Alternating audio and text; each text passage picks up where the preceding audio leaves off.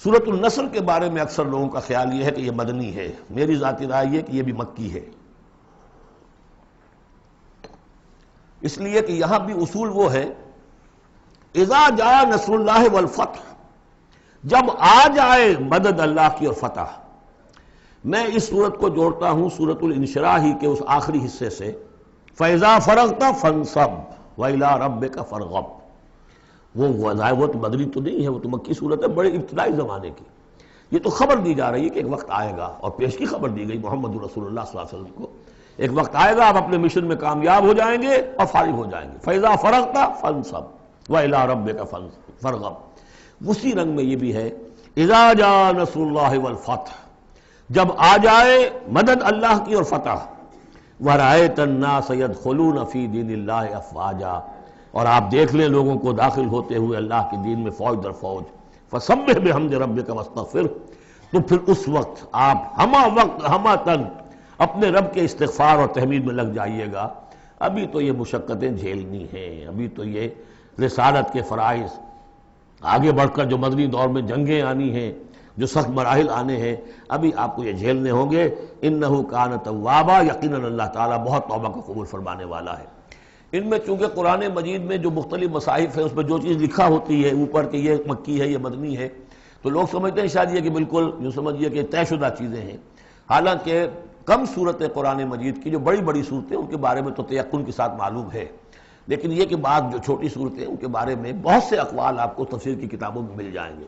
میں نے جتنی بھی بارہ تحقیق کی ہے میرے نزدیک یہ بھی مکی ہے، مدنی نہیں ہے، یہ بھی ایک خبر دی جا رہی ہے جیسے کہ سورہ انشراح میں۔ اس کی وجہ یہ کہ پھر آ رہی ہیں مکی صورتیں۔ بسم اللہ الرحمن الرحیم، تبت یدا ابی لہب وتب، بالکل ابتدائی زمانے کی صورت ہے۔ ٹوٹ گئے ہاتھ ابو لہب کے اور وہ برباد ہو گیا خود۔ واقعہ یہ ہے کہ جب حضور کے اوپر وہ آیت نازل ہوئی جو ہم نے پڑھی ہے سورہ ہجر میں، فاصدع بما تؤمر، پہلے 3 سال تک آپ نے دعوت جو دی ہے وہ لو کی، جسے ہم کہیں گے، کبھی بھی آپ کی دعوت انڈر گراؤنڈ نہیں تھی، اس کو تو سمجھ لیجئے، یہ تو لفظ استعمال کرنا ہی غلط ہے، لو کی۔ اور لو کی میں کیا تھا؟ پرسنل تعلق، پی پی کالز، لوگوں سے جن سے بھی تعلقات تھے، انفرادی گفتگو میں آپ اپنی دعوت پیش کر رہے تھے۔ پھر حکم آ گیا فاصدع بما تؤمر، اب ڈنکے کی چوٹ کہیے۔ تو آپ کھڑے ہوئے کوہ صفا پر، آپ نے نعرہ لگایا وا صباحا، یہ وہاں کا دستور تھا، تفصیل سے میں یہ بیان کر چکا ہوں، سارا واقعہ بیان نہیں کر سکتا۔ تو اس وقت لوگ لپک کر آئے اور ابو لہب بھی آیا آپ کا چچا۔ جب حضور نے وہاں اپنی دعوت پیش کی تو اس نے کہا تبا لک لہذا جمعتنا، ہم سمجھے تھے کوئی بڑی اہم بات تم نے بتانی ہوگی تو ہمیں بلایا ہے، ہم پہنچ گئے ہیں اور تم نے ہمیں اس کام کے لیے جمع کیا تھا، تو تمہارے ہاتھ ٹوٹ جائیں۔ معاذ اللہ ثم معاذ اللہ، نقل کفر نہ باشد۔ چونکہ حضور بنو ہاشم کو 2 دفعہ گھر بلا کر کھانا کھلا چکے تھے تو اسے تو معلوم تھا یہ دعوت کیا تھی، لیکن یہ جو طریقہ آپ نے اختیار کیا تھا وہ تھا جیسا کہ وہاں پر عام الارم کے طور پر ہوتا تھا کہ کوئی فوج کی خبر آئے، کوئی فوج حملہ آور ہونے والی ہے، تو جس شخص کے پاس بھی وہ خبر پہنچ جاتی تھی وہ کپڑے اتار کے مادر ذات برہنہ ہو کر کسی اونچے مقام پر کھڑا ہو کر نعرہ مارتا تھا وا صباحا، ہائے وہ صبح جو آنے والی ہے، غارت گری والی صبح۔ تب لوگ سب دوڑتے تھے، جہاں تک آواز پہنچ گئی، جہاں تک نگاہ دیکھ رہی ہے کہ ننگا کھڑا ہوا ایک آدمی اونچائی کے اوپر، دوڑتے تھے لوگ کہ کیا خبر ہے اس کے پاس۔ حضور معاذ اللہ ننگے ہونے کا کوئی سوال نہیں تھا، لیکن آپ نے آدھی بات ان کی اختیار کر لی جس کے اندر کوئی قباحت نہیں ہے، کہ آپ کھڑے ہوئے اور آپ نے وا صباحا کا نعرہ لگایا۔ وہ صبح قیامت کی خبر دے رہے ہیں، وہ خبر دیتے تھے جو صبح ہوتی تھی غارت گری کی، دشمن آ کر حملہ کرے گا، لیکن وہ بھی تو صبح قیامت ہے۔ بات کوئی تو ہنسی کی نکلے، خندہ صبح قیامت ہی صحیح، صبح قیامت بھی تو ہے نا آخر۔ تو اس نے کہا آپ تمہارے ہاتھ ٹوٹ جائیں، تم نے اس کام کے لیے بلایا تھا۔ تو فرمایا تبت یدا ابی لہب وتب، اے نبی جیسے آپ کے دشمن جنہوں نے آپ کو کہا کہ اس کی تو دم ہی کٹ گئی، وہ ہوں گے جن کی دمیں کٹ جائیں گی، جن کا نام لیوا کوئی نہیں رہے گا۔ اسی طریقے سے جس نے کہا ہے کہ آپ کے ہاتھ ٹوٹ جائیں، ہاتھ اس کے ٹوٹ گئے۔ یہ تو چند سال کے بعد کی بات ہے، لیکن حقیقت میں عالم غیب میں تو اس کے ہاتھ کٹ چکے ہیں، تب اور وہ برباد ہو چکا ہے۔ ما اغنی عنہ مالہ وما کسب، کچھ کام نہیں آئے گی اس کا، نہ اس کا یہ مال اور نہ وہ کمائی جو اس نے کی ہے ساری عمر اور جمع کیا ہے۔ سیصلی نارا ذات لہب، وہ جھونکا جائے گا آگ میں جو بھڑکتی ہوئی آگ ہے۔ اور لہب کا لفظ جو ہے اس کے اپنے نام میں بھی شامل تھا، یہ صنعت لفظی کہلائے گی، ابو لہب کیونکہ وہ بہت ہی سرخ و سفید رنگت کا، بہت جیسے کہ انگارے جیسا اس کا رنگ تھا، اور آنکھیں بھی بڑی بڑی تھی، نہایت حسین و جمیل انسان تھا. اور اس کی بیوی بھی ام جمیل تھی، بہت ہی خوبصورت عورت تھی. اور یہ دونوں جو ہے یہ سمجھیے کہ بڑی ایلیٹ کلاس تھی اس معاشرے کی. اس کے پاس منصب تھا، یہ خزانہ، وزیر خزانہ تھا حرم کا. چنانچہ اس کے بارے میں مشہور تھا کہ اس میں سے اس نے سونے کے بنے ہوئے ہرن چرا لیے ہیں. اخلاقی طور پر اس کا جو ہے وہ بدنامی اس درجے کی تھی، لیکن یہ کہ حرم کا خزانہ جو تھا وہ اس کی تحویل میں تھا، تو بڑا اونچا منصب دار تھا. تو اس کے لیے یہ کہا کہ جیسے یہ دہکتا ہوا انگارہ ہے، اس کو رنگ ہم نے دیا ہے، ایسی ہی دہکتی ہوئی آگ میں ہم اس کو جھونکیں گے. وَامْرَأَتُهُ، اور اس کی بیوی کو بھی. کیوں؟ یہ بھی اتنی ہی دشمن تھی حضور کی جتنا کہ ابو لہب دشمن تھا حضور کا. بلکہ یہ کہنا مشکل ہے کہ بیوی زیادہ دشمن تھی یا یہ کہ یہ شوہر زیادہ دشمن تھا. دونوں. اور میں بتا چکا ہوں آپ کو سورہ تحریم میں جو تین مثالیں آئی تھی. بہترین عورت بدترین مرد کے گھر میں، فرعون کی بیوی آسیہ. بدترین عورتیں بہترین لوگوں کے گھر میں، بیوی حضرت نوح کی اور بیوی حضرت لوط کی. ایک وہ جو نیک سرشت تھی اور نبی کی گود میں پلی، وہ حضرت مریم سلام علیہا. اور یہ بدترین شوہر اور بدترین بیوی. وَامْرَأَتُهُ حَمَّالَةَ الْحَطَبِ، جو اٹھانے والی ہوگی ایندھن کو. عام طور پر لوگ سمجھتے ہیں کہ وہ بخیل تھی، وہ ایندھن لے کے آیا کرتی تھی. یہ بات نہیں تھی. وہ بڑی اس معاشرے کی جو ہے وہ بڑی، جس کو آپ فرسٹ لیڈی کہتے ہیں، اس طرح کی خاتون تھی. اصل مطلب یہ ہے کہ یہ اس وقت جو حرکتیں کر رہی ہے، یہ اپنے شوہر کے آگ کے گڑھے کو اور بھڑکانے کے لیے ایندھن لا رہی ہے. فی جیدہا حبل من مسد، اس کے گلے میں جو یہ ہار پڑا ہوا ہے موتیوں کا، حقیقت میں یہ اس رسی کے مانند ہے جس رسی کے اوپر یہ اب جائے گی آخرت کے اندر، تو وہ لا کر ایندھن اس پر، اور جہاں شوہر جل رہا ہوگا وہاں پہ اس کو ڈالے گی اور دہکائے گی اس آگ کو. یہ ہے مراد اس سے کہ در حقیقت وہ اٹھائے گی وہاں حطب لکڑیاں، اور فی جیدہا حبل من مسد، اس کے گلے کے اندر یہ جو ہار ہے یہی اس کی رسی بن جائے گا. سورۃ الاخلاص قرآن حکیم کی عظیم ترین سورت، جس کو حضور نے فرمایا ثلث قرآن، تہائی قرآن کی مساوی ہے. توحید باری تعالیٰ پر جامع ترین سورت، مختصر ترین اور جامع ترین. قل هو اللہ احد، کہہ دیجئے وہ اللہ ایک ہے، نہیں تنہا ہے. ایک کے لیے لفظ واحد ہے. واحد سے تو اثنان ثلاثہ شروع ہو جاتی ہے. اکیلا، دی موسٹ یونیک پرسن.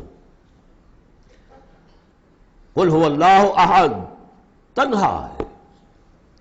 اللہ الصمد، باقی تمام مخلوقات کا وہی مرجع ہے. صمد کہتے ہیں بڑی چٹان کو جس کا سہارا لیتے تھے لڑنے کے وقت، کہ پیچھے چٹان اچھی ہو تاکہ پیچھے سے دشمن جو ہے حملہ نہ کر سکے. پھر یہی لفظ آ جاتا تھا سرداروں کے لیے کہ جن کی طرف رجوع کرتے تھے لوگ. تو یہ کہ اصل میں اللہ تو ہے خود بخود قائم ہے، اپنے بل پر قائم ہے. کسی نے بنایا نہیں اسے، اس کی حیات مستعار نہیں ہے، اس کی حیات اپنی، اس کا علم اپنا. باقی جو بھی کائنات کے اندر مخلوقات ہیں وہ سب اس کی بدولت ہے. لا یحیطون بشیء من علمہ الا بما شاء. ان کا وجود بھی اللہ کا عطا کردہ، انہیں حیات بھی مستعار ہے، مانگی ہوئی ہے. عمر دراز مانگ کے لائے تھے 4 دن، اور وہ مانگی ہوئی زندگی ہے، جب چاہے گا لے لے گا ہم سے. ہماری زندگی اپنی تو نہیں ہے، لیکن یہ کہ باقی تمام مخلوقات کو تھامے ہوئے ہے. اور یہ وہی ربط و تعلق ہے جو میں نے آپ کو بتایا تھا اس میں اعظم، جو الحی القیوم، خود زندہ اور باقی سب کو تھامے ہوئے. کل کائنات اس کی توجہ کی وجہ سے قائم ہے.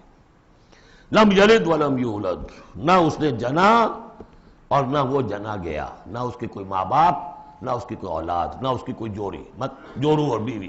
مت اتخذ صاحبۃ ولا ولدا، یہ ہم پڑھ چکے ہیں قرآن. اس اعتبار سے نفی ہو گئی کہ کچھ لوگوں نے اس کے لیے بیٹیاں تجویز کر دی، فرشتوں کو خدا کی بیٹیاں بنا دیا. کچھ لوگوں نے جو ہے اس کے لیے بیٹے بنا دیے، حضرت مسیح کو بنا دیا، اور حضرت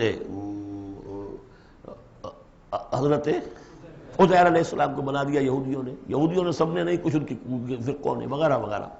لیکن یہ کہ اس کا معاملہ یونیک ہے، نہ اس نے کسی کو جنا نہ وہ کسی سے جنا گیا. وَلَمْ يَكُنْ لَهُ كُفُوًا أَحَدٌ، اور نہیں ہے اس کا کوئی بھی، اب کفو جو کہتے ہیں برابری کا، کسی حیثیت سے اس کے برابر. کفو، ہم پلہ، ضد، ند، مثل، مثال، مثیل، کوئی نہیں.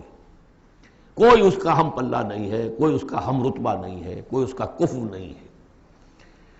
آخری دو صورتیں یہ گویا کہ قرآن مجید کے اختتام پر دو پہرے دار ہیں۔ یہ دو صورتیں ہیں کہ جو اصل میں مدنی صورتیں ہیں، نازل ہوئی ہیں مدینہ منورہ میں، اور ان کا زمان نزول کے اعتبار سے شان نزول بھی ہے کہ ان کا حضور پر ایک مرتبہ جادو کیا گیا تھا، تو اس جادو کے اثرات کو زائل کرنے کے لیے یہ آیات پھر اتری ہیں، اور حضور نے پھر جب ان کی بات بار بار تلاوت کی ہے تو وہ جادو کے اثرات، ایک یہودی نے کیا تھا جادو آپ پر، جس سے آپ کچھ چیزیں بھول جاتے تھے اور کافی آپ کو دیر کو تکلیف رہی ہے۔ صحیح بخاری کے اندر یہ روایت موجود ہے۔ ہمارے جدید کچھ ریشنلسٹ ہیں اور جو خاص طور پر منکرین حدیث ہیں، وہ سمجھتے ہیں کہ اس میں تو توہین ہے رسول کی کہ جادو کا اثر ہو سکتا ہے۔ رسول بھی اس اعتبار سے بشر ہوتے تھے، تلوار کا اگر کاری زخم پڑا ہے تو خون نکلا ہے، اور خون نکل گیا ہے تو زوفتاری ہوا ہے، زوفتاری ہوا تو بے ہوشی بھی ہوئی ہے۔ یعنی یہ جسم جو ہے ان کا، اس کے اعتبار سے جو بھی بخار آپ کو چڑھا ہے، بخار میں تکلیف ہوئی ہے، عالم نزع میں نہایت شدید تکلیف ہوئی ہے، تو اس حوالے سے یہ نہ سمجھیے کہ وہ بشریت کے جو لوازم ہیں وہ ختم ہو جاتے ہیں، لیکن اللہ تعالیٰ کی طرف سے انہیں ایک مقام ملا ہے، ایک عصمت ملی ہے، ایک بزرگی ہے، وہ اپنی جگہ پر ہے۔ تو جادو کا وہ واقعہ بالکل صحیح ہے جو ہوا ہے، لیکن اس کے لیے اب یہ دو صورتیں ہیں، اور یہاں خاص طور پر نوٹ کر لیجئے کہ یہ معوذتین، یہ ایک صورت بھی ہو سکتی تھی، لیکن قرآن حکیم میں جو عام مزاج ہے کہ صورتیں جوڑوں جوڑوں کی شکل میں ہیں، تو دو حصوں میں تقسیم کر دیا۔ اور اس کی تقسیم کیا ہے؟ ایک وہ چیزیں ہیں جو انسان پر باہر سے حملہ آور ہوتی ہیں، اور ایک چیز وہ ہے جو انسان کے اپنے اندر سے حملہ آور ہوتی ہے۔ ان دونوں کو دو علیحدہ چیزوں میں رکھ کر اور سکھایا گیا ہمیں کہ تم ہمیشہ اللہ کی پناہ طلب کرتے رہا کرو ان چیزوں کے اثرات سے، ان چیزوں کے اثرات بد سے اپنے آپ کو بچانے کے لیے۔ بسم اللہ الرحمن الرحیم، قل اعوذ برب الفلق، کہو کہ میں پناہ میں آ گیا صبح کے رب کی۔ فلق، فلق ویسے تو یہ لفظ ہم پڑھ چکے ہیں سورہ انعام میں، فالق الاصباح، رات کی تاریکی کا پردہ پھٹتا ہے اور سپیدہ سحر نمودار ہوتا ہے، یا گٹھلی فالق الحب والنوائب، تو وہ جو گٹھلی ہوتی ہے وہ بھی پھٹتی ہے تو اس میں سے دو پتیاں نکلتی ہیں تو درخت بنتا ہے۔ اس اعتبار سے فلق سے مراد یہاں صرف صبح نہیں ہے، بلکہ جو اگلی صورت میں آ رہا ما خلق، جو بھی کچھ اس کائنات میں اس نے پیدا کیا ہے در حقیقت وہ عدم کا پردہ چاک کر کے اس کو وجود بخشا ہے۔ عدم سے، عدم محض سے، کریشن ایکس نہیلو، بغیر کسی شے کے کسی شے کو بنانا۔ تو قل اعوذ برب الفلق من شر ما خلق، میں پناہ میں آتا ہوں اس کی تمام مخلوقات کی پناہ سے۔ اب آپ غور کیجئے، مخلوق ظاہر بات ہے خالق کی طرح کامل تو نہیں ہو سکتی، مخلوق کے اندر کوئی نہ کوئی پہلو جو ہے وہ کمی کا، تقصیر کا، نقص کا رہ جائے گا۔ تو گویا کہ ہر مخلوق میں شر کا پوٹینشل ایلیمنٹ موجود ہے۔ یہ دوسری بات ہے کہ اللہ تعالیٰ کسی کو سہارا دے دے، کسی کو اپنی طرف سے عصمت عطا کر دے، اپنی طرف سے خصوصی پروٹیکشن عطا کر دے، پوٹینشلی خلق جو ہے وہ گویا کہ مستلزم ہے، اس کے ساتھ شر کے اندر کا پہلو موجود ہوگا۔ قل اعوذ برب الفلق من شر ما خلق، یعنی وہ شر جو ہے خود اپنی جگہ پر کوئی علیحدہ مستقل وجود رکھنے والی شے نہیں ہے، بلکہ وہ شر جو ہے خلق کے اندر جو کمی کا پہلو ہے۔ جیسے ہم نے انسانوں کے بارے میں پڑھا، خلق الانسان من عجل، انسان کی سرشت میں جلد بازی ہے۔ خلق الانسان ضعیفا، انسان کمزور پیدا کیا گیا ہے۔ وہ جو اس کا ہے، جو اس کا فطرت والا پہلو ہے، جو روحانی پہلو ہے، وہ تو ہے انا خلقنا الانسان فی احسن تقویم، لیکن جو یہ حیوانی پہلو ہے اس کا جو مادی وجود ہے، اس میں تو ضعف بھی ہے۔ ان الانسان خلق ہلوعا اذا مسہ الشر جزوعا واذا مسہ الخیر منوعا، تو یہ تمام چیزیں جو ذہن میں رکھیے۔ قل اعوذ برب الفلق من شر ما خلق، جو بھی مخلوقات ہیں ان میں سے جو بھی شر کا پہلو ہے میں اس سے اے پروردگار تیری پناہ میں آتا ہوں۔ ومن شر غاسق اذا وقب، خاص طور پر یہ رات کو ڈھانپ لینے والی جو ہے رات، اندھیرا، یہ ظاہر بات ہے اسی پھر رات کے پردے میں چوری بھی ہے، ڈاکہ بھی ہے، اسی میں پھر غول بیابانی جو ہیں، شیاطین جن ہیں، ان کا بھی جو حرکتیں ہوتی ہیں، پھر یہ ساری چیزیں جو ہے اسی کے سلسلے من شر غاسق اذا وقب، سانپ بچھو وغیرہ بھی اسی وقت نکلتے ہیں۔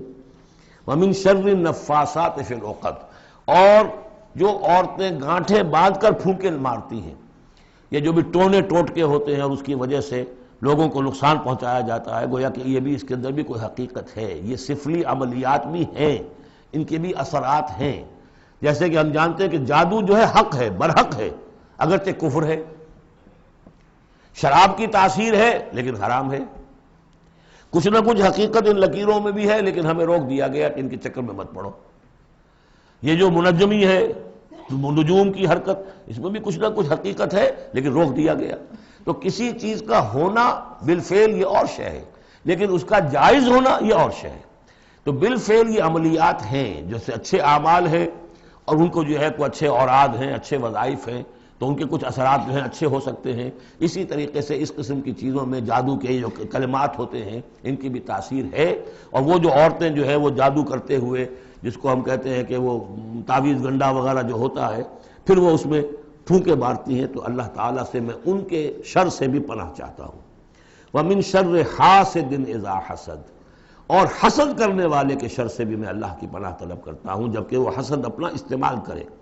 اگر حسد ہے دل کے اندر ہے تو بات اور ہے، حسد کو بروئے کار لائے وہ، اور وہ انسان کے درپے ہو جائے اس حسد کی وجہ سے اس سے کوئی نقصان پہنچانے کو۔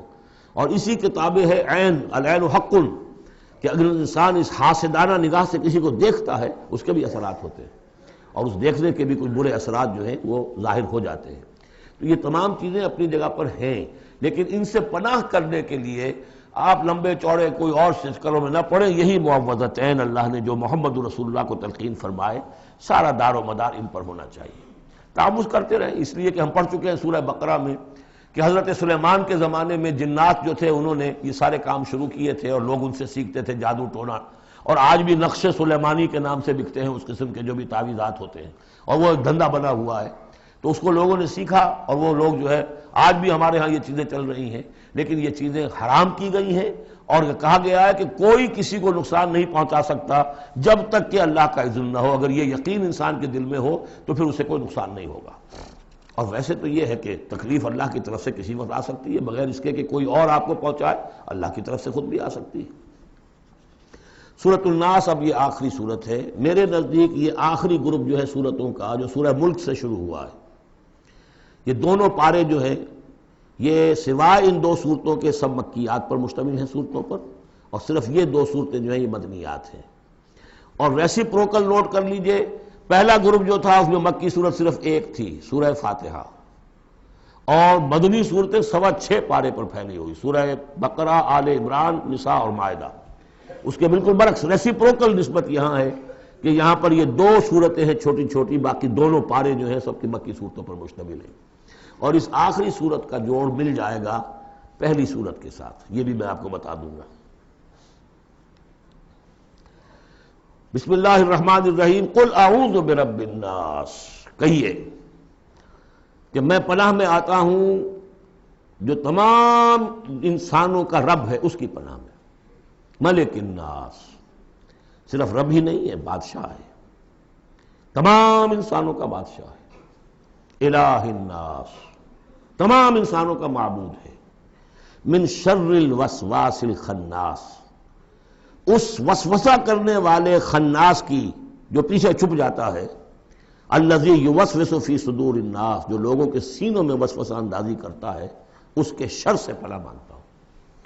یہ جو شیطان لعین ہے جس کے بارے میں آتا ہے کہ ان الشیطان یجری من الانسان مجری الدم، حضور کی حدیث ہے یہ شیطان تو اس طریقے سے انسان کے وجود میں سرایت کر جاتا ہے جیسے کہ خون سرایت کر رہا ہے۔ یہ شیطان جو ہے، اور یہ آپ وہ بھی پڑھ چکے ہیں، وَلَقَدْ خَلَقْنَا الْإِنسَانَ وَنَعْلَمُ مَا تُوَسْوِسُ بِهِ نَفْسُهُ، ہم نے انسان کو بنایا، ہم جانتے ہیں کہ اس کا نفس امارہ جو ہے، اڈ اور لبیڈو، اس کو اندر کیا وسوسہ اندازی کرتا رہتا ہے۔ تو شیطان کو بھی کوئی اور اختیار حاصل نہیں ہے، ہمارے اپنے سفلی داعیات، ہمارے جو اینیمل انسٹنکٹس ہیں، ہماری جو خواہشات ہیں، شہوات ہیں، ان کو وہ بھڑکاتا ہے، جس کے لیے حدیث میں آتا ہے کہ اس کی تھوتنی جو ہے وہ زمین جو وہ دل کے اوپر ٹکا کر پھونکے مارنی شروع کرتا ہے تاکہ وہ شہوت میں اشتعال پیدا ہو جائے اور سفلی جذبات میں اشتعال پیدا ہو جائے۔ اس کی اس کو اللہ تعالیٰ نے طاقت دی ہے۔ یہ ہے وسوسہ، وسواس الخناس۔ اور خناس کیوں کہا؟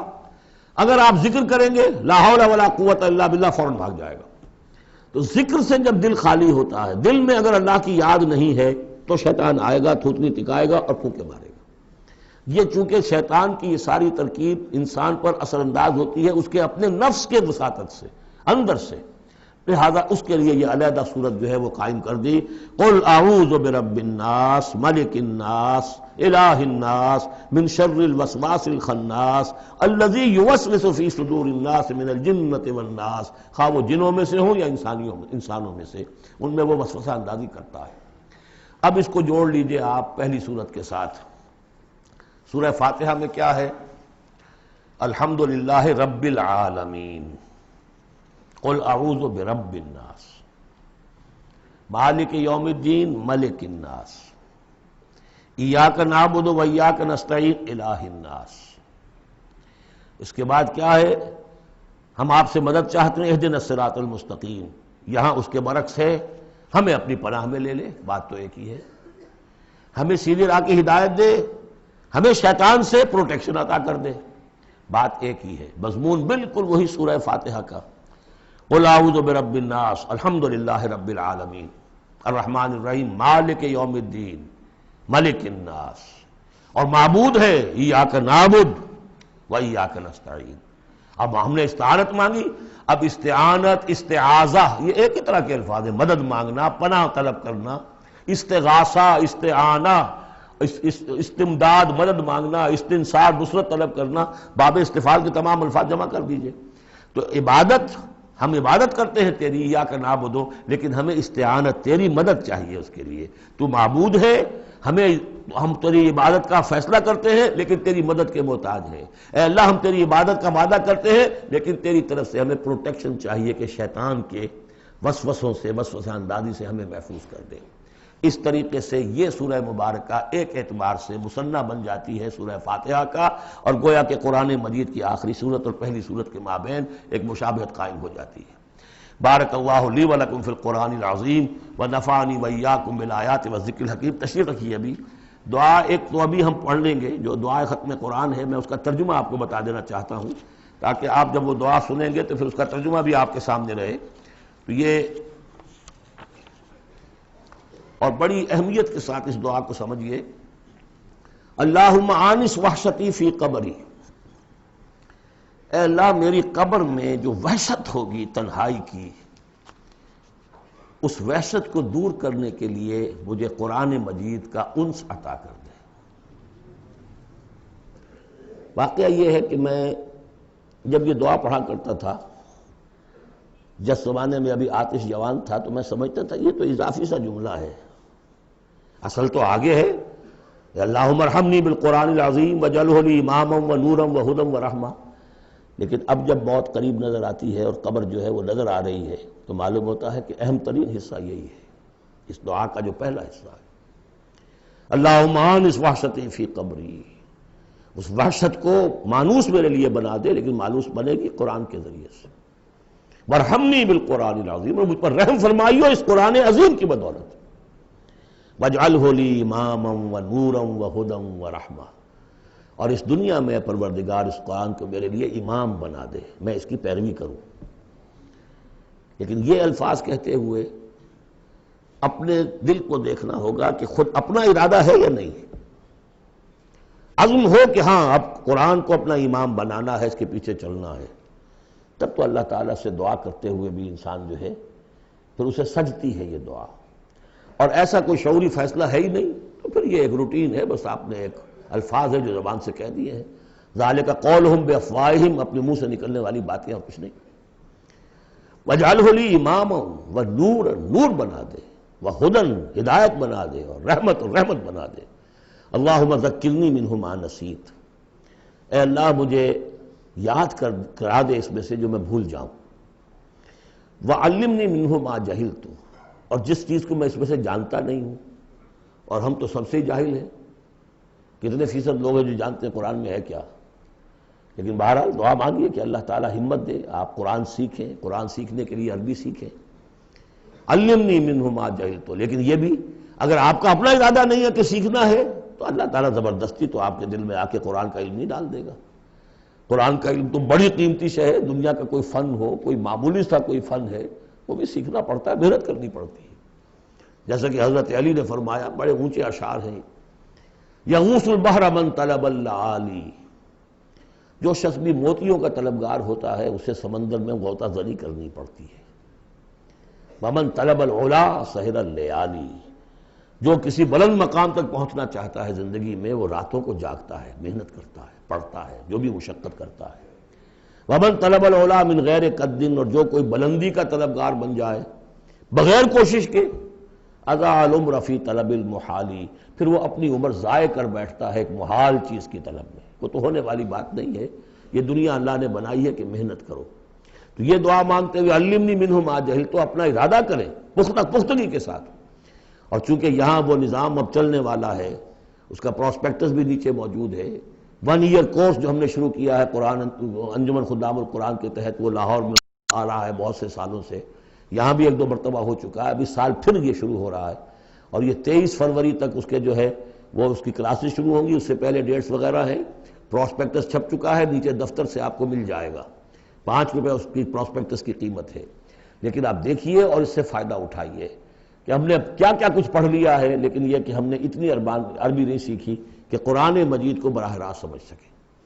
فرمایا وعلمنی منہ ما جہلت وارزقنی تلاوتہ، اور مجھے اے اللہ ہمت دے، نصیب فرمائیے کہ میں اس کو پڑھتا رہا کروں، آنا اللیل و آنا النہار، رات کے اوقات میں بھی اور دن کے اوقات میں بھی، وَاجْعَلْهُ لِی حُجَّةٌ یا رب العالمین، اور اے تمام جہانوں کے پروردگار اس قرآن کو میرے حق میں دلیل بنا، میرے حق میں گواہ بنا، یعنی میرے خلاف نہ کر دیجو، اس لیے کہ حضور نے فرمایا ہے القرآن حجۃ لک او علیک، یہ قرآن یا تو دلیل ہے اور گواہ ہے تمہارے حق میں اور یا تمہارے خلاف۔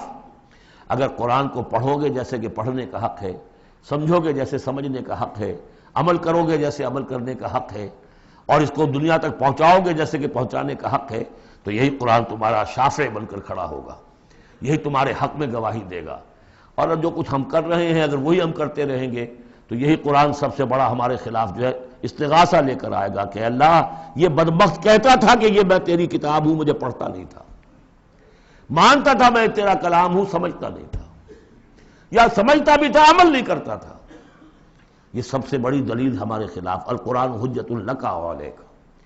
اس قرآن حکیم کے ضمن میں ایک خاص دعا جو حضور سے منقول ہے، اس کی 2-3 روایتیں اس کی تھی کہ جن کو پھر میں نے جمع کیا ہے، اور وہ خوبصورت چھاپ بھی دی گئی ہے، اب آج یہاں غالباً اویلیبل ہوگی، کہاں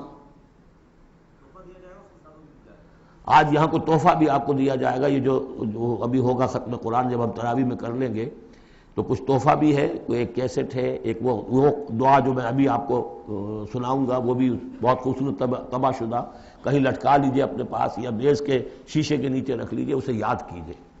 لیکن اس دعا میں جو کوٹ کوٹ کر بھرا ہوا ہے حضور کی جو عاجزی ہے، بندگی ہے اللہ کے سامنے، جس طرح اپنے آپ کو انہوں نے، جیسے امام ابن تیمیہ کا قول میں نے آپ کو سنایا ہے کہ عبادت کیا ہے، غایت الحب مع غایت الذل والخضوع، ہر درجے میں انسان اپنے آپ کو اللہ کے سامنے بچھا دے کہ میں کچھ نہیں ہوں، اے اللہ تجھ سے سوال کر رہا ہوں۔ وہ دعا کیا ہے،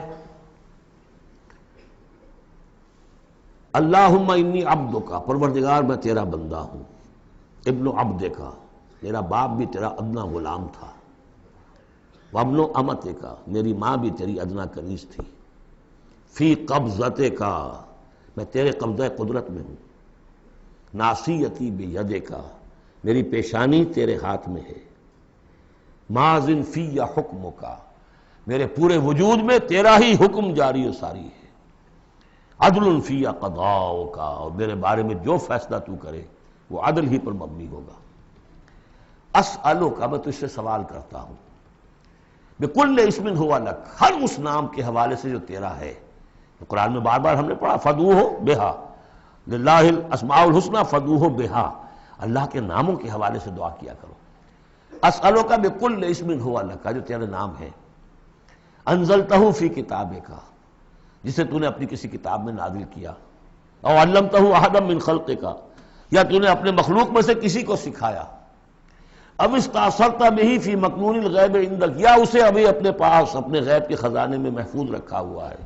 سارے ناموں کا حوالہ دے کر اسألو کا کیا، ان تجعل القرآن ربیع قلبی، اس قرآن کو میرے دل کی بہار بنا دے، ونور صدری، میرے سینے کا نور بنا دے، وذہاب ہمی، اور میرے ہموم اور غموم کا، غموں کا اور جو بھی تفکرات ہیں ان کا دور کرنے والا۔ ایک جملہ رہ گیا جی، جلا حزنی، میرا کوئی غم ہو، افسوس ہو، اس کو بھی ختم کر دینے والی چیز، اس کا ذریعہ اس قرآن کو بنا دے۔ تو یہ بڑی عظیم دعا ہے جس میں ایک طرف عبدیت کی انتہا ہے، تواضع، اللہ کے سامنے تذلل، اور پھر یہ کہ مانگنے کی شے اصل میں قرآن سے کیا ہے، اللہ سے مانگنے کی شے کیا ہے؟ الرحمن علم القرآن، یہ ہے سب سے بڑی دولت۔ یا ایھا الناس قد جاءتکم موعظۃ من ربکم وشفاء لما فی الصدور وہدی ورحمۃ للمؤمنین قل بفضل اللہ وبرحمتہ فبذلک فلیفرحوا ھو خیر مما یجمعون۔ تو یہ دعا جو ہے آپ مانگیں گے، اور اسی پر اب میں اپنی یہ گفتگو ختم کر رہا ہوں۔ بہرحال جو بھی خدمت میں کر سکا ہوں، 25 دن آج ہو گئے ہیں، اس سے پہلے 3 دن میں یہاں آ چکا تھا، 2 دن میرے لیکچرز ہوئے ہیں یہاں پر تعارف قرآن کے ضمن میں، 25 دن تک یہ معاملہ چلا ہے، روزانہ 4 گھنٹے، آج 2 گھنٹے 2.5 گھنٹے ہو گئے ہیں، ایک روز 5 گھنٹے بھی تھے۔ اللہ تعالیٰ میری اس محنت کو قبول کرے۔ اس دفعہ میں نہیں سمجھتا تھا کہ میں یہ کر سکوں گا، بڑی ڈرتے ڈرتے میں نے اپنے اس خواہش کا اظہار کیا تھا، اللہ سے دعا کی تھی، اس لیے کہ صحت بہت خراب چل رہی تھی، لیکن بہرحال اللہ نے ہمت دی ہے۔ اب جس کو بھی اس سے کوئی خیر پہنچ جائے وہ میرے حق میں بھی دعا کرے۔ باقی اصل بات سمجھنے کی یہ ہے کہ 25 دن تک جو کچھ قرآن ہم نے سمجھا ہے، اب میں چاہوں گا کہ اس کے بعد یہ نماز ہم پڑھیں گے، اس کے بعد وہ دعا جو ہے ختم قرآن کے امام صاحب، حافظ صاحب جن کے پیچھے ہم نے سنا ہے وہ مانگیں گے، اس کے بعد شیرینی اور تحفہ تقسیم ہو جائے گا، اور پھر یہ سمجھیے کہ آدھے گھنٹے کا وقفہ ہوگا تاکہ آپ وہ فریش اپ ہو جائیں۔ پھر 1 گھنٹے میں جتنے سوالات کے جوابات میں دے سکوں گا، جو سوالات آئے ہیں میں جواب دوں گا، باقی کو پھر قرض رکھ لیں گے، پھر کسی کبھی یار زندہ صحبت باقی۔ اور پھر جو ہے مجھے آپ سے آخری گفتگو کرنی ہے، اور مجھے بتانا ہے کہ دین کا کوئی کام جو میں کر رہا ہوں کس نہج سے کر رہا ہوں، اس کے کون کون سے شعبے ہیں، کس کس سے آپ کس طور سے متعلق ہو سکتے ہیں، اس میں میری دعوت کیا ہے، میرے دست و بازو بنے تو، اور اپنے طور پر کریں تو، اللہ تعالیٰ کے دین کے لیے۔ اب یہ سارا کچھ قرآن سننے کے بعد بھی ایسا نہیں ہونا چاہیے کہ ہماری زندگی وہی رہ جائے، اسی رخ پر رہ جائے کہ جو اس رمضان کی آمد سے قبل تھی۔ بارک اللہ لی ولکم فی القرآن العظیم ونفعنی وإیاکم بالآیات والذکر الحکیم۔ الحمدللہ وکفی والصلاة والسلام علی عبادہ الذین اصطفی، خصوصاً علی افضلہم وخاتم النبیین محمد الامین وعلی آلہ وصحبہ اجمعین۔ اما بعد فقد قال اللہ تبارک وتعالی کما ورد فی سورة الانفال،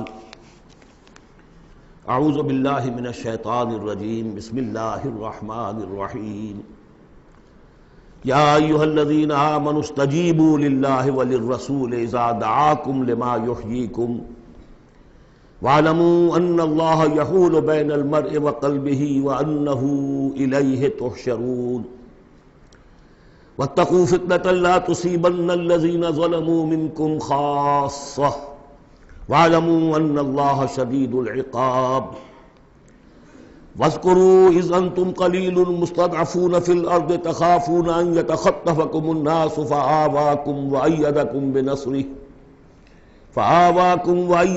بِنَصْرِهِ وَرَزَقَكُمْ مِنَ الطَّيِّبَاتِ لَعَلَّكُمْ تَشْكُرُونَ يَا أَيُّهَا الَّذِينَ آمَنُوا لَا تَخُونُوا اللَّهَ وَالرَّسُولَ وَتَخُونُوا أَمَانَاتِكُمْ وَأَنْتُمْ تَعْلَمُونَ وَاعْلَمُوا أَنَّمَا أَمْوَالُكُمْ وَأَوْلَادُكُمْ فِتْنَةٌ وَأَنَّ اللَّهَ عِندَهُ أَجْرٌ عَظِيمٌ صدق اللہ العظیم۔ رب اشرح لي صدري ويسر لي امري واحلل عقدة من لساني يفقهوا قولي۔ اللهم ربنا الهمنا رشدنا واعذنا من شرور انفسنا، اللهم ارنا الحق حقا وارزقنا اتباعه وارنا الباطل باطلا وارزقنا اجتنابه، اللهم وفقنا لما تحب وترضى، اللهم اجعلنا من عبادك الذين يستمعون القول فيتبعون احسنه، آمین یا رب العالمین۔ میں نے اپنی اس وقت کی گفتگو کا موضوع قرار دیا ہے بحالات موجودہ مسلمانان پاکستان کے لیے قرآن حکیم کی عملی رہنمائی۔ الحمدللہ ہم نے 25 دن قرآن پڑھا، بہت سے حضرات نے پوری پابندی سے شرکت کی ہے، پورے قرآن کے ترجمے سے گزرے ہیں۔ قرآن مجید میں کہیں گفتگو مشرکین سے ہو رہی ہوتی تھی، کبھی منافقین سے ہو رہی ہوتی تھی، کبھی منکرین آخرت سے ہو رہی ہوتی تھی، کبھی یہود سے، کبھی نصارہ سے، کبھی مسلمانوں سے، اور یہ کہ مکی صورتوں کا اپنا رنگ اور انداز ہے اور مدنی صورتوں کا اپنا رنگ اور انداز ہے۔ پھر اس میں احکام الہیہ بھی آئے ہیں، عبادات کے ضمن میں آئے ہیں، معاشرتی احکام آئے ہیں، آئلی قوانین آئے ہیں، سیاسی ہدایات آئی ہیں۔ اب جیسے تو یہ کہ زندگی کے ہر گوشے کے لیے اور ہر آنے والے دور کے لیے اس میں ہدایت ہے، لیکن اس وقت میں نے جو عنوان معین کیا ہے وہ دو اعتبارات سے، بحالات موجودہ اور خاص طور پر مسلمانان پاکستان کے لیے قرآن حکیم کی عملی رہنمائی کیا ہے۔ لیکن یہ کہ قرآن مجید کی وہ رہنمائی کہ جو ابدی ہے، ہمیشہ کے لیے ہے، اساسی ہے، بنیادی ہے، جو زمان و مکان کی حدود سے ماورا ہے، میں چاہتا ہوں کہ پہلے اسے بھی چند نکات کی شکل میں اس کا خلاصہ آپ کے سامنے رکھ دوں۔ قرآن مجید کی وہ جو تعلیم ہے ابدی، ماورائے زمان و مکان، ہر دور، ہر ملک، ہر زمانے کے مسلمان کے لیے، وہ کیا ہے؟ پہلی بات یہ ہے کہ اللہ کا حق ادا کرے، اور اللہ کا حق کیا ہے؟ توحید۔ توحید ایک عقیدے کی توحید ہے، اس کو مانے کہ وہ ایک ہے، اپنی ذات میں تنہا ہے، کوئی اس کا مد مقابل اور کفر نہیں ہے، نہ اس کی صفات میں نہ اس کی ذات میں۔ لیکن یہ کہ ایک ہے توحید عملی، اور ہم نے اس دورہ ترجمہ قرآن کے دوران 4 صورتوں میں اس توحید پر بڑی مفصل بحثیں کی ہیں، اس وقت گن لیجئے۔ ایک ہے عقیدے کی توحید، ایک ہے عملی توحید۔ عملی توحید 4 نکات پر مشتمل ہے۔ سب سے پہلے جو کہ سورہ زمر کا مرکزی مضمون تھا، عبادت اللہ کی، اس کے لیے اپنی اطاعت کو خالص کرتے ہوئے۔ عبادت میں نماز، روزہ، یہ سب بھی شامل ہیں، لیکن یہ کہ وہ عبادت جس کے ساتھ اطاعت اللہ کی خالص نہیں ہو رہی، اطاعت منقسم ہے، کہیں اپنے نفس کی اطاعت ہو گئی اللہ کی اطاعت کو پس پش ڈال کر۔ فرمایا افرأیت من اتخذ الہہ ہواہ، کیا تم نے دیکھا اس شخص کو جس نے اپنے خواہش نفس کو خدا بنا رکھا ہے؟ وہ مطاع ہے، اس کا کہتا ہے لا الہ الا اللہ، اور بنا رکھا ہے خواہش نفس کو الہ۔ اس اعتبار سے مخلصین لہ الدین، آج بھی وہ آیت آئی وما امروا الا لیعبدوا اللہ مخلصین لہ الدین حنفاء، عبادت اللہ کی لیکن اس کے لیے اپنی اطاعت کو خالص کرتے ہوئے۔ اب اس میں یہ ہے کہ وہ خالص اطاعت کلی اطاعت ہوگی، یا ایھا الذین آمنوا ادخلوا فی السلم کافہ۔ اور منفی طور پر تنبیہ، آج بھی میں نے وہ آیت آپ کو سنا دی تھی، پھر تازہ کر لیجئے، اگر اللہ کی اطاعت کچھ حصے میں کی جائے زندگی کے، کچھ میں نہ کی جائے، گویا کہ آپ نے تقسیم کر لیا اطاعت کو، اس پر جو وعید آئی ہے افتؤمنون ببعض الکتاب وتکفرون ببعض فما جزاء من یفعل ذلک منکم الا خزی فی الحیاۃ الدنیا ویوم القیامۃ یردون الی اشد العذاب۔ کیا تم ہماری کتاب اور شریعت کے ایک حصے کو مانتے اور ایک کو نہیں مانتے؟ تو جو کوئی بھی یہ روش اختیار کرے گا دنیا کی زندگی میں، اس کا اس کے سوا کوئی اس کی سزا نہیں ہے کہ دنیا میں تو ذلیل و خوار کر دیے جائے اور قیامت کے دن شدید ترین عذاب میں جھونک دیے جائے۔ تو یہ عبادت ہوگی مخلصین لہ الدین۔ اسی کا ایک اور پہلو ہے دعا، الدعاء مخ العبادہ، الدعاء هو العبادہ۔ سورہ مومن کا مرکزی مضمون وہ تھا فادعوا اللہ مخلصین لہ الدین، دعا تو کرو لیکن تم اطاعت بھی خالص اس کی کرتے ہو کہ نہیں؟ اگر وفاداری تمہاری اللہ کے ساتھ پوری نہیں تو کس منہ سے دعا کر رہے ہو؟ وہ حدیث میں سنا چکا ہوں کہ ایک شخص حج کے لیے پہنچ گیا ہے اور وہ پہنچا ہوا ہے جبل رحمت پر اور ہاتھ اٹھا کے دعائیں مانگ رہا ہے، یا رب یا رب وَأَنَّىٰ يُسْتَجَابُ لِذَٰلِكَ، اس کی دعا کیسے قبول ہو؟ وَمَطْعَمُهُ حَرَامٌ وَمَلْبَسُهُ حَرَامٌ وَغُذِّيَ بِالْحَرَام، اس کا کھایا ہوا حرام کا ہے، پہنا ہوا حرام کا ہے، اس کا جسم حرام کی آمدنی سے اور اس کے کھانے پینے سے بنا ہوا ہے۔ تو دعا مخ العبادہ هو العبادہ، لیکن دعا بھی وہی کہ جو مخلصین لہ الدین، اس حال میں کی جا رہی ہو کہ بندے نے یکسو ہو کر اپنی کل اطاعت کو اللہ کے لیے بنا دیا۔ اس سے اگلا قدم ہوتا ہے ان فرد سے ایک دوسرے فرد کو دعوت، اب اسی کے داعی بن کر کھڑے ہو جاؤ، اب لوگوں کو بھی اسی کی دعوت دو، وہ بھی اللہ کی بندگی کریں مخلصین لہ الدین، وہ بھی اللہ کو پکاریں مخلصین لہ الدین۔ وَمَنْ أَحْسَنُ قَوْلًا مِّمَّنْ دَعَا إِلَى اللَّهِ وَعَمِلَ صَالِحًا وَقَالَ إِنَّنِي مِنَ الْمُسْلِمِينَ، یہ سورہ حامیم السجدہ کی مرکزی آیت ہے۔ چوتھا اور آخری مرحلہ یہ ہے کہ یہ کیسے ہوگی مخلصین لہ الدین کی پوزیشن، اگر جس ملک میں آپ رہ رہے ہیں وہاں قانون تو کسی اور کا چل رہا ہے، عدالتیں اس قانون پر فیصلے کر رہی ہیں، نظام جو ہے معاشی وہ کسی اور نظام پر چل رہا ہے، وہ سودی کاروبار ہو رہا ہے اور سودی لین دین ہو رہا ہے، پورا بزنس اس پر ہے، پوری انڈسٹری اسی پر ہے، پوری حکومت اس پر ہے، تو ہم بھی تو اسی کے فرد ہیں نا، شہری ہیں اسی ملک کے، اسی ریاست کے، اسی معاشرے میں رہتے ہیں۔ تو یہ مقصد تو اسی وقت پورا ہوگا جبکہ پورے نظام زندگی پر اللہ کی اطاعت کا سکہ قائم ہو جائے۔ اس کا نام ہے اقامت الدین۔ چنانچہ سورہ شورى پھر چوتھے نمبر پر جو آئی اس کا مرکزی مضمون کیا تھا؟ شرع لکم من الدین ما وصى به نوحا والذی اوحینا الیک وما وصینا به ابراہیم وموسیٰ وعیسیٰ ان اقیموا الدین ولا تتفرقوا فیہ۔ اس لیے کہ قرآن مجید تو کہتا ہے ومن لم یحکم بما انزل اللہ فاولئک هم الکافرون، ہماری عدالتوں میں فیصلے اللہ کے قانون کے مطابق تو نہیں ہو رہے، تو فیصلے کرانے والے، فیصلے کرنے والے، فیصلے ماننے والے، فیصلے ایگزیکیوٹ کرنے والے، فیصلوں کی تنفیذ کرنے والے، وہ سب کیا ہوئے؟ وَمَن لَّمْ يَحْكُم بِمَا أَنزَلَ اللَّهُ فَأُولَٰئِكَ هُمُ الظَّالِمُونَ، وہی تو مشرک ہیں۔ وَمَن لَّمْ يَحْكُم بِمَا أَنزَلَ اللَّهُ فَأُولَٰئِكَ هُمُ الْفَاسِقُونَ، وہی تو باغی ہیں ہمارے۔ تو مطلب یہ ہے کہ اس صورتحال سے نکلنے کی صرف ایک شکل ہے، دین کو قائم کرنے کی جد و جہد ہمہ تن ہمہ وقت، اس نظام باطل کو ریکنسائل نہ کیا جائے اس سے ذہناً قلباً۔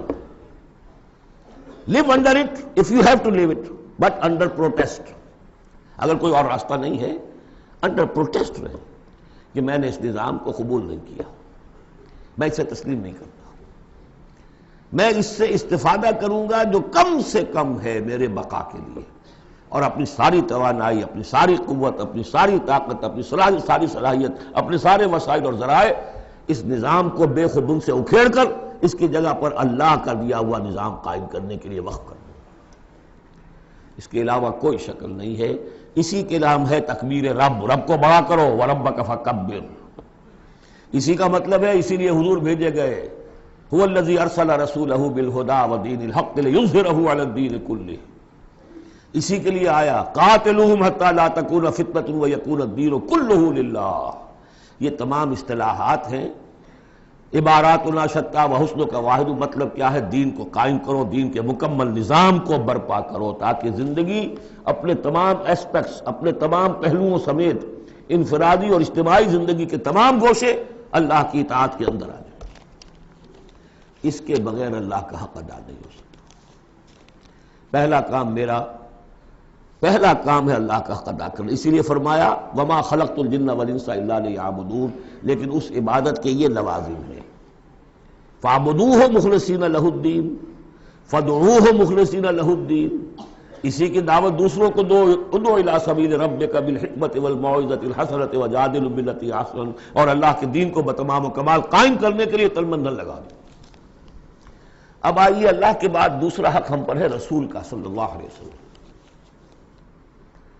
جن کی بدولت ہمیں یہ ہدایت نصیب ہوئی، ہمارے ماں باپ کو ان کے ماں باپ سے ملی، ان کو ان کے ماں باپ سے ملی۔ اس میں حضور صلی اللہ علیہ وسلم کی محنتیں ہیں، آپ کے صحابہ کی، محمد رسول اللہ والذین معہ کیسی کیسی مشقتیں جھیلی ہیں، تب یہ دین پھیلا تھا اور تب یہ دین غالب ہوا تھا۔ ان کا کیا حق ہے ہمارے اوپر؟ ویسے میں ساری حقوق تو یہاں بیان نہیں کر سکتا، لیکن ایک بات جان لیجئے کہ چونکہ محمد صلی اللہ علیہ وسلم بھیجے گئے تمام دنیا کے لیے اور قیامت تک کے لیے انسانوں کے لیے رسول، 5 مرتبہ آیا ہے، جن میں سب سے نمایاں آیت یہ 2 آیتیں تو اکثر لوگوں کو یاد ہوں گی، وَمَا أَرْسَلْنَاكَ إِلَّا رَحْمَةً لِّلْعَالَمِينَ وَمَا أَرْسَلْنَاكَ إِلَّا كَافَّةً لِّلنَّاسِ بَشِيرًا وَنَذِيرًا۔ اب نبی صلی اللہ علیہ وسلم نے بنفس نفیس اپنی رسالت کے فرائض ملک عرب اور قوم عرب کی حد تک تو پورے کر دیے، باقی دنیا کے لیے اس وقت بھی اور آنے والے ہر انسان کے لیے یہ فریضہ رسالت امت کے کندھے پر ڈال گئے، جبکہ آخری حج میں گواہی لے کر الا هل بلغت اور جواب مل گیا انا نشهد انک قد بلغت وادیت وامان، اس نصحت، اور اس کے بعد آپ نے فرمایا اب یہ بوجھ میرے کندھے سے تمہارے کندھے پر آ گیا۔ تو اگر ہم امتی ہیں تو مقروض ہیں محمد کے صلی اللہ علیہ وسلم، اگر یہ خواہش ہے کہ ان کی شفاعت ملے تو ان کا حق ادا کرنا ہوگا۔ وَكَذَلِكَ جَعَلْنَاكُمْ أُمَّةً وَسَطًا لِتَكُونُوا شُهَدَاءَ عَلَى النَّاسِ وَيَكُونَ الرَّسُولُ عَلَيْكُمْ شَهِيدًا۔ اس کے کم سے کم 2 تقاضے۔ پہلا تقاضا تو قرآن کی تبلیغ کر دینا ایک ایک فرد نوع بشر کو اس امت کے ذمے ہے۔ اگر قرآن پہنچایا نہیں تو محمد کی رسالت کا پیغام ان تک نہیں پہنچا، امت کیا جواب دے گی قیامت کے دن؟ اے اللہ، ان کے حوالے تھا کام، یہ قرآن کے کسٹوڈینز تھے۔ حضور نے فرمایا تھا فَلْيُبَلِّغِ شَاهِدُ الْغَائِبَ، میں تمہیں قرآن دے کر جا رہا ہوں، قَدْ تَرَكْتُ فِيكُم مَّا إِنْ اعْتَصَمْتُم بِهِ لَن تَضِلُّوا أَبَدًا، اب پہنچاؤ اسے۔ تو ایک تو ہے قرآن کا پہنچانا، اور دیکھیے وہ یاد کر لیجیے سورہ نام کی آیت اوحی الی ھذا القرآن لانذرکم بہ ومن بلغ، یہ قرآن مجھ پر وحی کیا گیا تاکہ تمہیں بھی خبردار کر دوں، اور جن تک یہ قرآن پہنچ جائے اس تک گویا کہ میرا انذار پہنچ جائے گا، لیکن پہنچائے گا کون؟ میرا امت ہی پہنچائے گا۔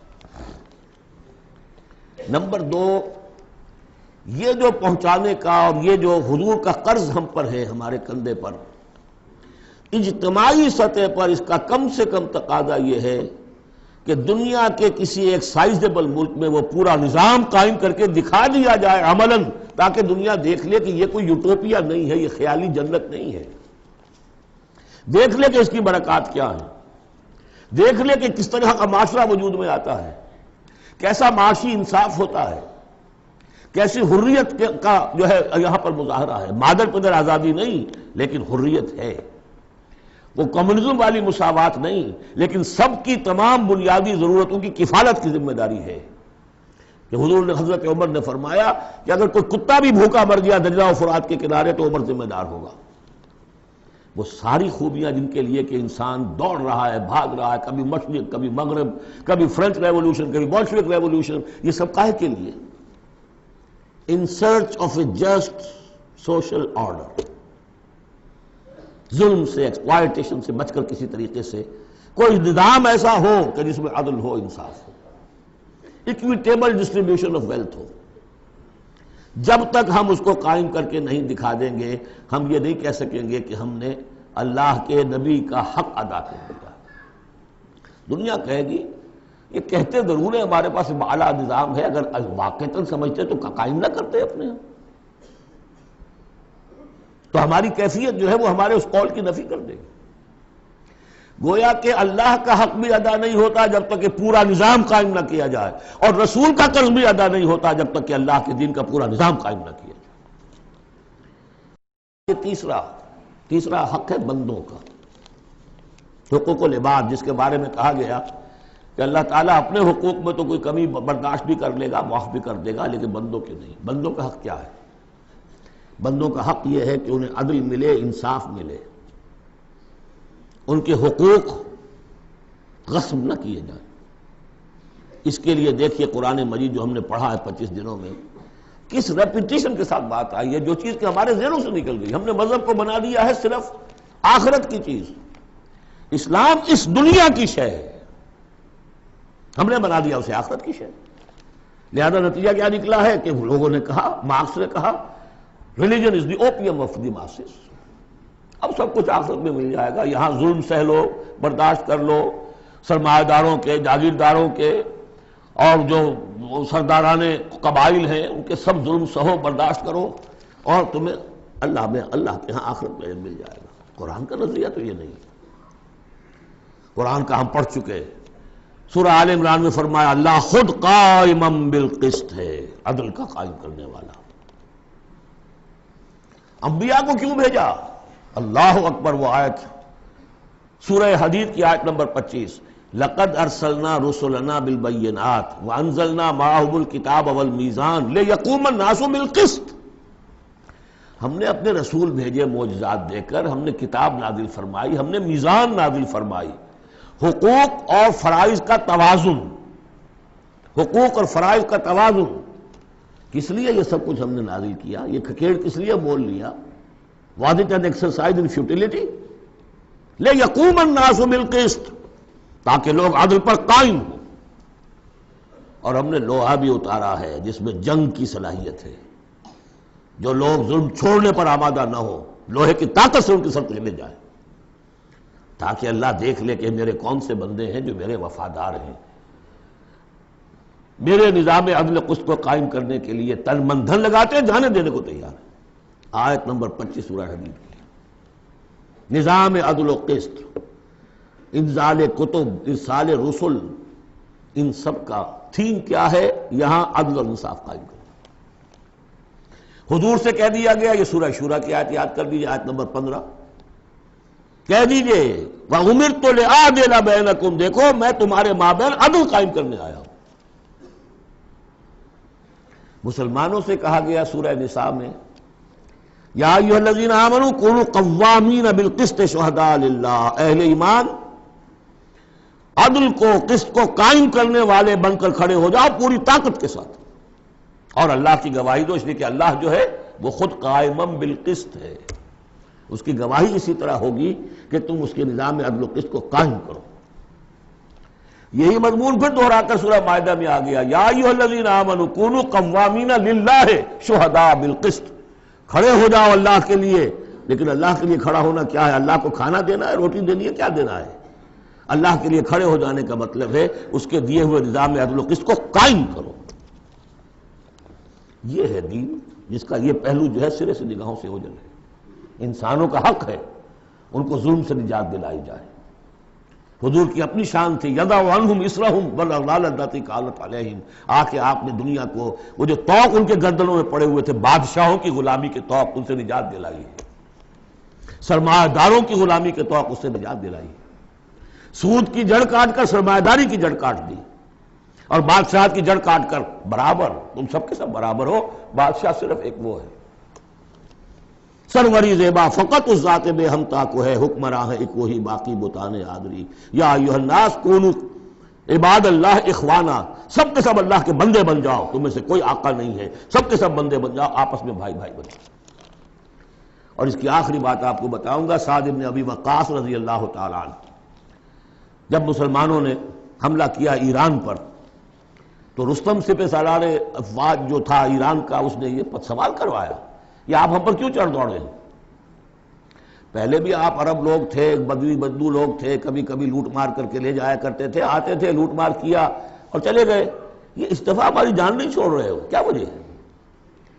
سعد ابن ابی وقاص رضی اللہ تعالیٰ عنہ غالباً رشتے میں حضور کے ماموں لگتے ہیں، اور صحابی اتنے درجے کے ہیں، عشرہ مبشرہ میں سے ہیں، اور ایک ہی صحابی ہے حضور کا جس کے لیے حضور نے کہا ہے کہ تم پر میرے ماں باپ قربان۔ غزوہ احد میں جب حضور پر نرغہ ہوا ہے اور ہر طرف سے دشمن نے حملہ کیا ہے، یہ 7 تیر چلا رہے تھے اور روک رہے تھے دشمنوں کو، اس وقت حضور نے فرمایا ہے 7 تیر چلائے جاؤ، تم پر میرے ماں باپ قربان۔ یہ شان ہے ان کی۔ ان کا جواب یہ تھا کہ اس مرتبہ ہم خود نہیں آئے، لوٹ مار کرنے نہیں آئے، انا قد ارسلنا، اب تو ہمیں بھیجا گیا ہے، we are on a mission, اللہ نے بھیجا اپنے رسول کو، اللہ کے رسول نے بھیجا ہمیں۔ And what's the mission?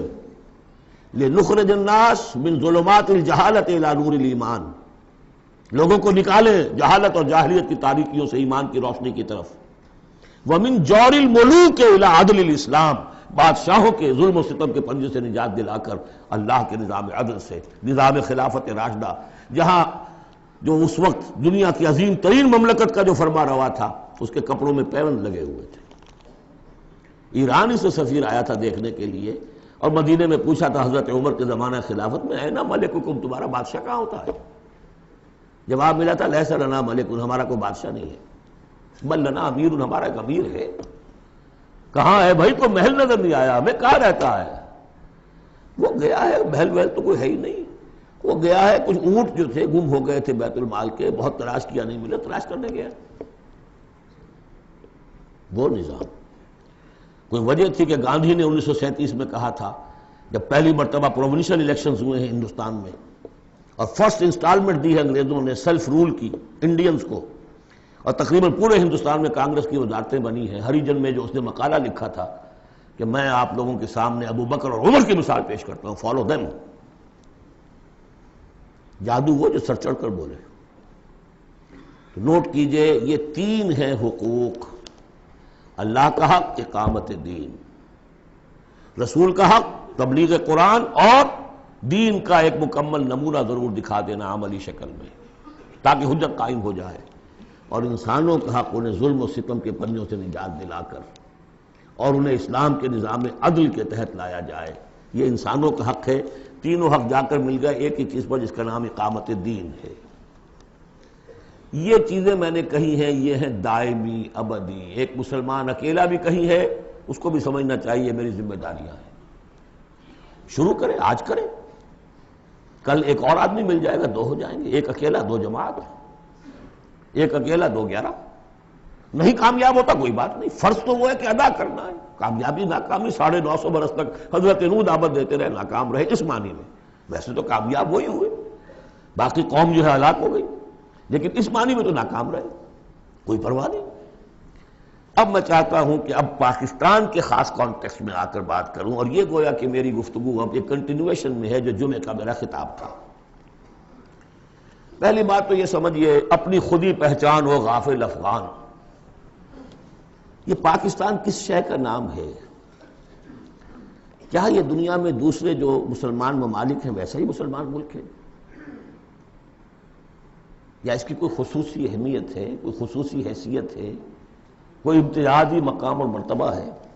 اور یہ بھی سارا کچھ میں آپ کے سامنے رکھوں گا قرآن مجید سے۔